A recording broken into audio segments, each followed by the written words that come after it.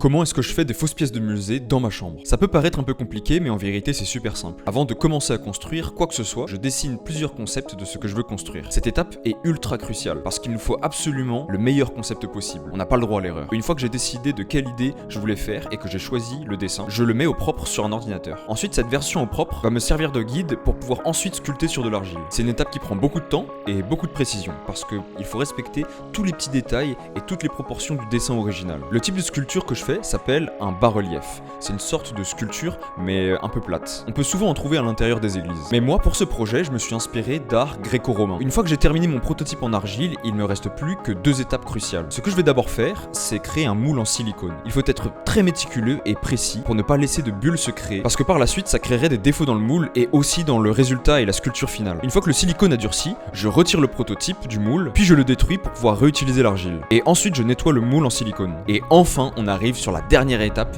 et la plus importante, le moulage. Pour ce tirage, je vais faire une recette toute simple en mélangeant de l'eau et du plâtre avec quelques pigments. Une fois que le plâtre a durci, il ne me reste plus qu'à le démouler et admirer le résultat final.